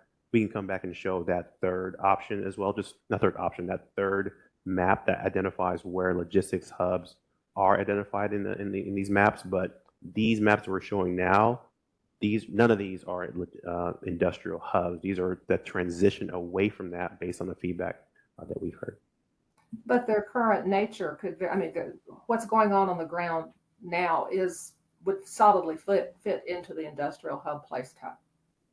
Right, but that doesn't mean that we're recommending that for the future land use. I mean, that's what we have to be clear about. And remember, just because technically on the ground right now, the existing land use may be the equivalent of an industrial hub, that doesn't mean that the future land use map is recommending them for industrial hubs. So I will say this, when we went through the transition or all of the discussions about the place types and the evolution of the place types, there's quite a few areas in the city that would be identified as industrial hub, that is not the recommendation on the map. And maybe that's what we need to show, that all of the areas that currently do have heavy industrial uses on them, but we're not recommending industrial hub. What we're trying to do with this place type map is actually say, moving forward in the future, if there's going to be a heavy industrial use, these are the only areas that the city is recommending that those go. And it does not equate to, in all of those cases, what's currently on the ground today, because that is how we're showing that you evolve away from those types of uses, especially in areas where we do have adjacency issues. And then that's where we get into, okay, now we're saying, yes, on the ground right now, it's industrial hub. I mean, existing land use is heavy industrial. We want to shift to, we say flex or potentially the flex commercial place type, which indicates a shift away from that heavy industrial. And then in those particular areas, as you bring up Joppy, that's where we have to prioritize city initiated rezonings to go in and follow up to actually change the rules from a zoning perspective in those areas. Yeah, for new companies, for new development. Yes, exactly. So I think what we can't, just to go back to that, I think what would be helpful in bringing forward additional information is to show where we've shifted, where we've shifted some of those existing current heavy industrial areas and where we've shifted it to a less industrial, or a less intense place type use. Chair, can I jump in? Is that Ms. Milliken? Yes, please. Yes, can you hear me? So this may have been a 30-minute ago question, but I'm still a little confused, but I think it goes to the conversation you were just having. The exercise that staff did on this map right here, recognizing that we were potentially creating a new mid-intensity industrial use, is this showing your recommendation that all of the areas that are labeled as logistics hubs should in the future have the ability to be logistics hubs, or is this recognizing current land use? I'm still confused about if this is future or if this is current. Right. So this was recognizing current what's on the ground, because the exercise posed to us was, if we identify a logistics hub place type, let's also identify where that exists in the city to help be clear with where that particular place type exists. So this is more to show that particular kind of ask is identifying the place type, the new place type, and also where it exists in the city. I think like our director just mentioned, we would have to go back and then start to kind of piece together the logistics hub new place type versus what the community has identified for us to be or remain flex or provide flexibility to go away from that particular place type or land use, excuse me. Okay, because I think this is where these maps are not that helpful, because I think the purpose of recognizing this logistics hub was to deal with the issue where we've allowed some logistic hubs that are just not very compatible. And so I think it would be helpful to not only recognize where would we like logistic hubs to be? And in the future place type map may not have some of those areas that actually are existing logistics hubs, because we would like to see them potentially transition, even if we know that it may not happen, but it's recognizing some of the maybe inequitable and incompatible decisions that were made. But I think also if we're thinking about flex commercial then being a lower intensity industrial use, I think it would be very helpful to have staff go through the exercise to recognize if we have this lower intensity use that isn't then necessarily going to, that will not include big warehousing, do we actually see more areas in the city in the future that could accommodate some of this flex commercial? And as I understand it, that exercise wasn't really done either. This is just looking at where things are as they currently exist. Will do. No, correct. Thank you. So that would show up in the existing conditions map, which would be totally different, right, than what we're trying, how we're trying to move forward and encourage some of these transitions towards flex commercial in these areas. And I think that's right, that we need that text to help us understand, what are we hoping to achieve in these areas in the future, and what compatibilities and adjacencies aren't appropriate. No, But making a distinction between what's on the ground now and Mhm. a clear distinction where we're trying to go in the future, whether it happens or not. Right. No, that makes sense. Appreciate that. And I think we're going to be updating our existing conditions report too as well. I think one thing to note, I think it's important. So as we went out to the community and started to discuss current land uses, current place types, and where the community wanted to go, we didn't hear from the community, oh, we want to keep logistics hub here. Basically, the idea was we don't want any logistics industrial in our area. How do we transition from what currently is away from that? So I think the reason that we had this option number 2, we didn't tell the community, hey, do you want just logistics hubs in these areas? That wasn't the conversation we had. It was how do we transition away from the industrial place types that existed? So that's why we developed these new place types to help with that transition away. So being able to going back and starting to identify those specific locations that these are now logistics hubs. We never had those conversations with the community in terms of doing that. So that's also something that we just want to be cognizant about. It wasn't about identifying those in the city. It was going away from the industrial hub by creating these new place types. So I think being able to kind of have that back of mind as we do create these options and language for you all to think about, that's probably going to bring more discussion from the community in terms of what these are and where those are located. I just want to follow up on that. I want to make sure I understand what you said. Mr. Review, I understand that this logistics hub place type was not in play in previous rounds of seeking community input, but city staff did get community input on areas where the logistics hub is overlaid on this current slide deck, right? And some of that was probably, we're fine with the large logistics uses here, and other pieces of that was some pushback. Is that a fair description of the feedback that y'all got? I'm sorry, can you repeat that? Sure. So I understand that this logistics hub, potential place type has just come into the discussion recently, and was not used during previous rounds of seeking public input and community feedback. But staff did get feedback on areas that are currently in the slide deck overlaid with the potential logistics hub place type, right?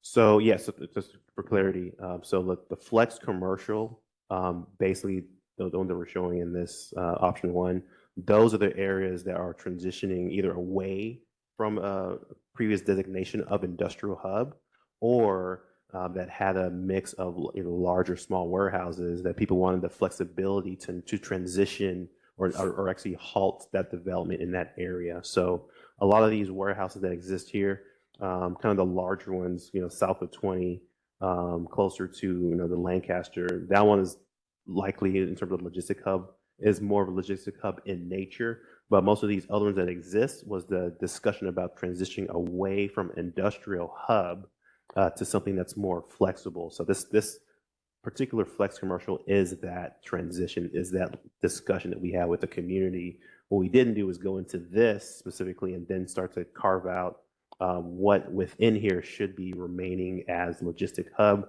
versus what should be remaining or be flexible. That within the language, there's the flexibility of going both ways. But I think from the feedback that we're hearing is one, identifying where are those specific logistics hubs. We didn't have that conversation with the community, but I think through our analysis, we can provide you all with feedback to where those are, but also to kind of clarifying what this logistic hub a place type could be. Yeah, and just following up on that, yes, taking a look at this map, had conversations with the folks over there in Northwest Dallas, over Harry Hines, the folks a little bit south of there, close to the design district, then they're in West Dallas, then out there in Mountain Creek, over in the Redbird area, which is the area that Lawrence zoomed into earlier, then down close to UNT Dallas, up near Joppy, over in Kleberg, over off of South Buckner near the Buckner family home, and then the folks up there in Lake Highlands have had conversations with members of all of those communities, and generally speaking, the feedback is they don't love these larger warehouses. They know that they're a part, and they know they need to happen, but if there is a way in which we can limit the future development of those and some of those areas transition to something different, was the general feedback we got in those areas, and that was reflected in the flex commercial place type. So potentially logistics hub use, while it may be a useful concept, it may not appear on a forward Dallas place type map all that much. I think we need to come back with additional language and how we're describing these place types, and then some real world examples of the applicability of them, I think would be beneficial for the committee. Great. Members, any other questions, comments? Mr. Carpenter. No, I just want to clarify that it was never the intention for logistics hub to be a widely allocated place type across the city. It was an attempt to try to clearly define what areas in the city have, been, such as the inland port, that have been set up to accommodate that, and to make an attempt to say, this is where this sort of use belongs, in mass, and to pull that away from these flex commercial type, areas that you have identified here. That was the intention, to not have those areas go in the direction of logistics hub.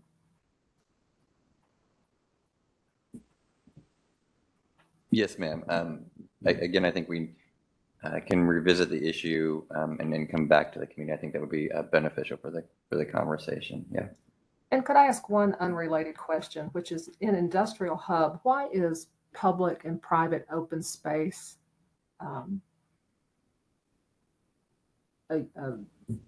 I guess that would be a supporting use? I mean, I guess, in an ideal world, I guess there'd be open space everywhere, and that just doesn't tend to be.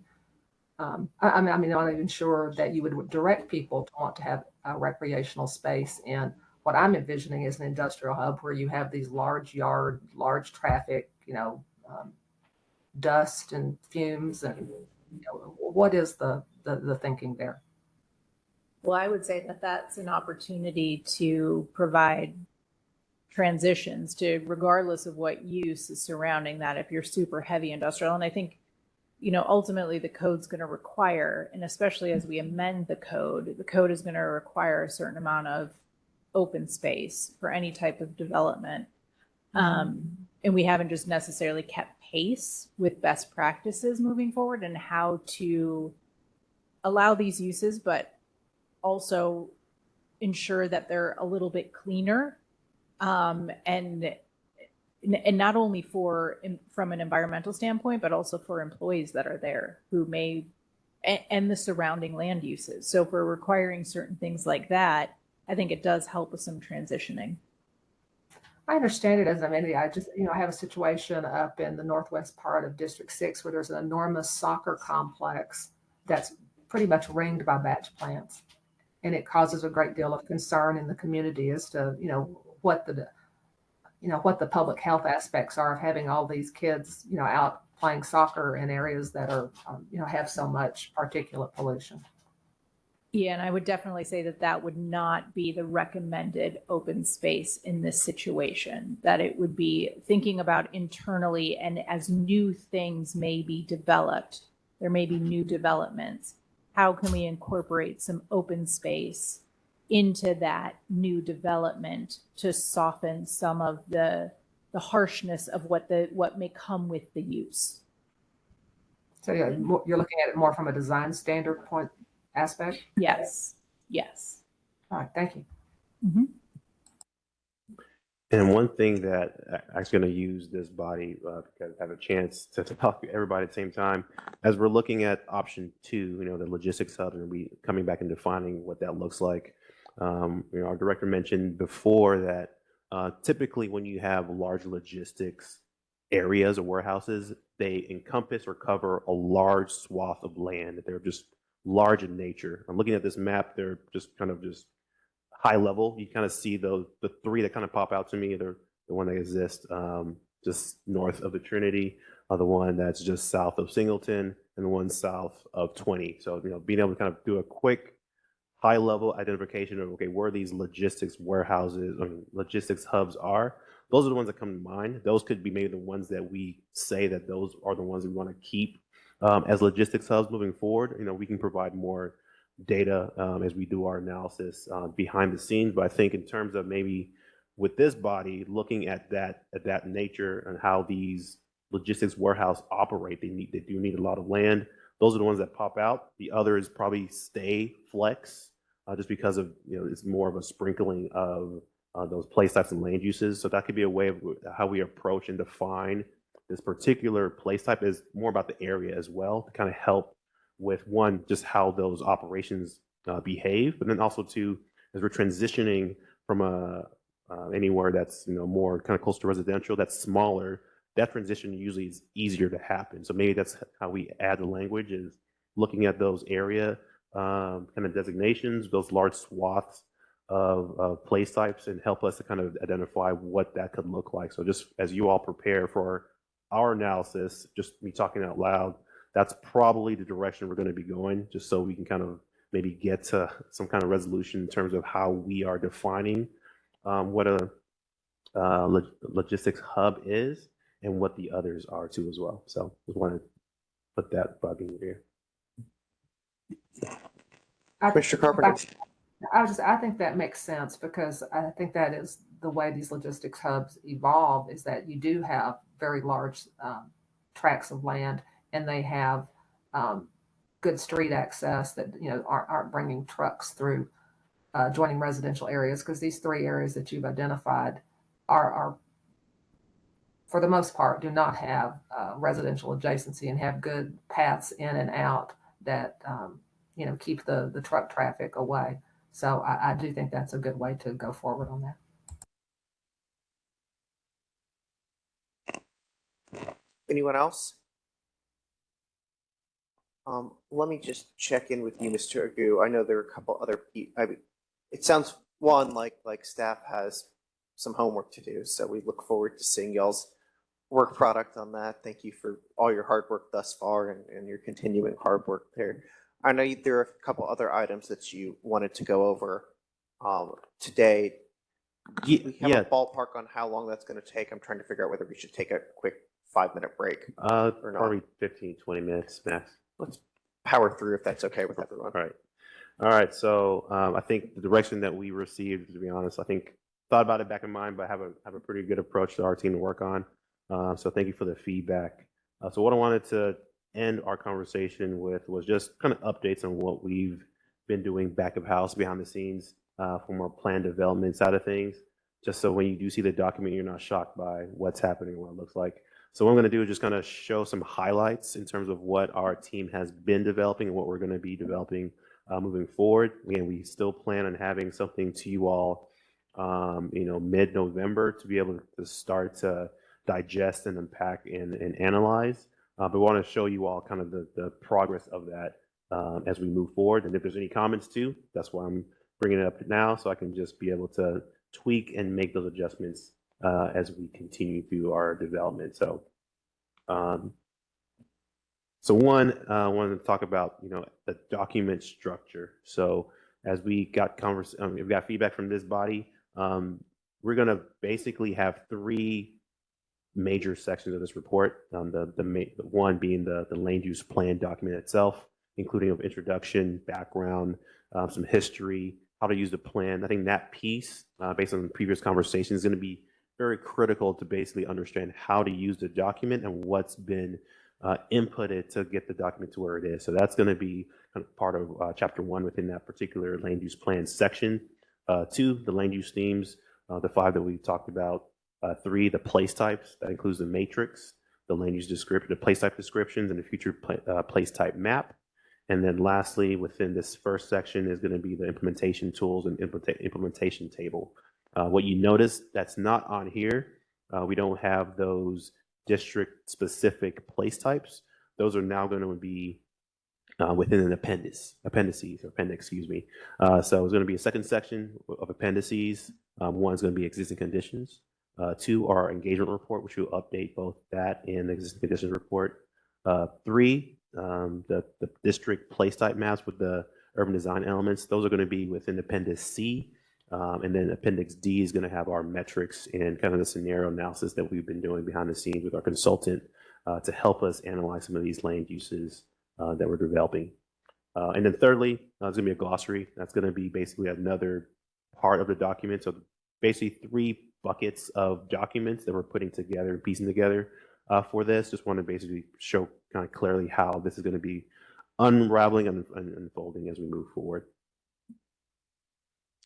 2, executive summary. So this is just a quick kind of graphic we're kind of working with. So one thing that we noticed and we heard from you all is, hey, we want something that's, I can quickly understand what Forward Dallas is, where we are, how we got here, what the place types are in one approach. So developing a quick graphic kind of just shows all that in one place. I looked at a few different examples in terms of how to do that from other plans. So this is something that's also being developed. So we'll have an executive summary. The 1 page is what we're aiming for, but if we need to split it to 2, we'll have 2 pages. As you all prepare to get a document in hand in the next, just say, month, you'll notice that we're going to be adding kind of a red asterisk to just new content. And then other content that we've changed, we're going to just highlight that text in red. So you know, which pages are just entirely new, and then which text changed from the previous version. So as you read the document, it'll be clearly apparent what's been added or what's new or revised from the previous version. So just a FYI in terms of doing that. We thought of coloring the text all red, but that just looks gross. So we're going to just have a red asterisk on the new pages, and then pages that have minimal text edits, those will be highlighted in a particular color. 2, just going back to the overview I mentioned, going to have clearer chapter distinctions between each of the sections. What you all have, or what the community has right now, is kind of just everything together and no clear kind of delineation in terms of what each section is. So again, we're going to be having kind of clear delineations in terms of what each chapter is including, the overview about that chapter, so it's easy to kind of understand how to kind of read the document from a high level. All right, so this is an example of the cleaned up theme spread. So as you notice there, we've basically organized this from left to right. We've removed a lot of the repetitive information that was on the implementation table, and that's just kind of kept there. So this basically is going to just help everybody read sequentially key issues to where we are, where it needs to be done, and how we're going to measure that success. So all the themes will look similar to this. Just want to show you all how that's being unpacked and developed within our revised update. 2, this one's also being developed too as well. So this is an example of our place type spread, where we have each place type described. One thing that was mentioned to us, or several things are mentioned to us. Some feedback was, one, the little graphic that's above in this area, those before was kind of like a little like plan. Didn't make any sense, wasn't useful. So we're going to be updating that with a land use matrix, which is what we have on the previous pages. So basically everything that's from a primary and supporting land use perspective is identified there clearly. Two, those connections to the themes, something we played with earlier, and the way that we addressed it didn't really make sense or help. So what we're going to be proposing is showing little theme connection icons, and those icons will also have a letter corresponding to the particular theme and a particular objective that we are linking to. So we'll have another page that kind of talks about how to use this plan, how to read the different elements, but just want to identify that we're going to start to make those connections from the place types to the themes in this new updated spread, and also just clarifying the information that we're sharing in terms of future land uses that are both supporting and primary. And then I think lastly, yes, so lastly, the theme connections that I wanted to just mention. So we're going to be adding another column, I guess, within our implementation table that connects certain themes, certain objectives and certain themes to other objectives and other themes. So for example, for the EJ theme, the feedback that we heard is that I think we heard this objective before in another theme. How is that being connected? So what we're going to be doing is connecting those similar themes to each other.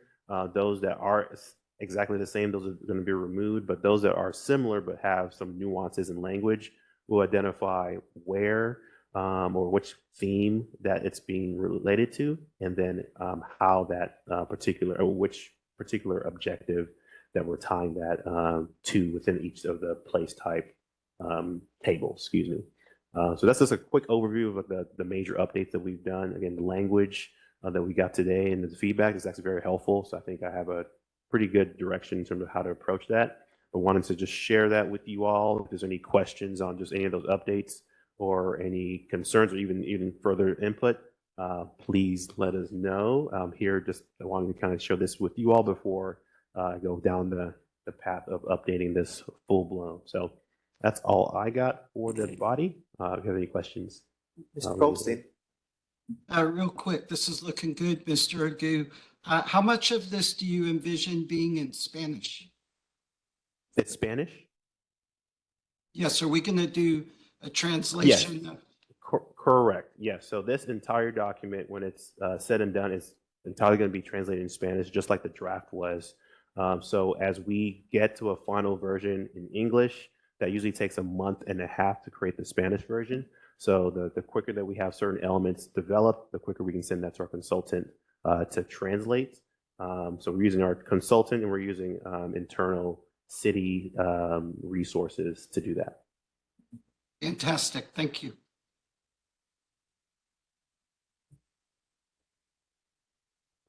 Members, additional comments. I have one. Can you go back to your first slide, Mr. Gu, or the appendices?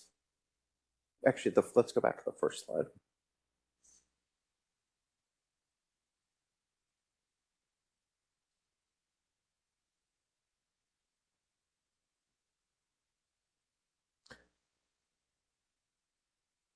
Do we want to potentially pull out the future place type map as a separate chapter or separate thing in the table of contents to really put it front and center? I understand that it's a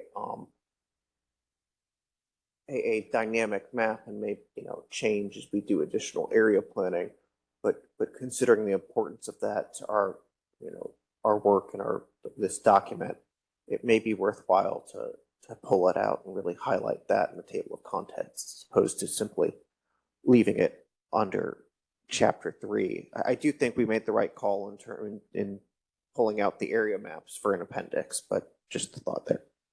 Okay, we'll discuss internally how that looks like. Thank you.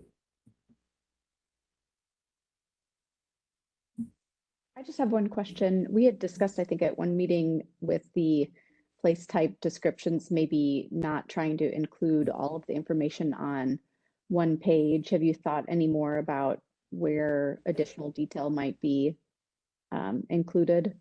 for some of the place types? So two things, and then I'm hearing what you're saying. So are you asking adding more information to the place types and expanding upon it, or splitting what we currently have into multiple spreads? It may be the same thing. I think we were, at least some of the feedback that I gave previously was, it seemed like we were missing some necessary content in some of the place type descriptions and conversations because we were trying to fit it all on one page. So I just wanted to know what you were thinking about with that. Yeah, so I think as we're reading the language that exists on a lot of those spreads, there's some repetition in terms of what's in the actual either character description versus what's in the urban design section. So part of what we're doing is actually kind of cleaning up the character description. So the language that exists, it's there once. So we do have room to kind of just actually clean up a lot of those spreads for more information, more specific information based on the feedback that we heard from this body. And then is the executive summary, I know you showed us an example of one spread. Are you intending to keep that to one page, or is there going to be a little more detail, more of a typical executive summary that's got more of a description of the process, or is it going to remain primarily visual and graphical? So a few options. So there are a few executive summaries which are very high level and provide that detail. Because right after the executive summary comes our introduction, and then it delves into the process and the specifics. So to be honest, I'm going about two different ways in terms of showing a quick overview in terms of the high level exec summary, and then because the subsequent pages are the intro that delves on the process and how to use the plan, that would basically cover as many pages as we're probably going to have in the intro. So it might just be keeping the exec summary pretty simple and having the intro expound on that process.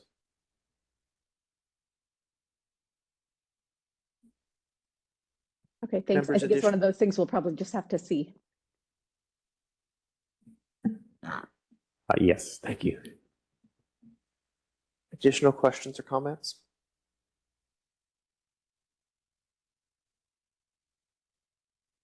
All right. Well, everyone, thank you, Mr. Gu, Mr. Blades, Ms. Gillis, for your presentation today. I know we gave you a healthy amount of homework, so thank you for your efforts there, and then look forward to seeing what additional materials I'll come up with as we continue to improve the draft comp plan. All right. Thank you. Our last item is approval of the minutes from our October 10th, 2023 meeting. Can I get a motion? So move. I move. Great. Great. Thank you, Ms. Scripps. Do I have a second? Thank you, Mr. Barrett, for your second. Any discussion? Seeing none, all in favor say aye. Aye. Any opposed? Nay. The motion carries. All right. Any other items of business to discuss? All right, it is 10:47 a.m. and this meeting of the Comprehensive Land Use Plan Committee is adjourned. Thanks. Thanks.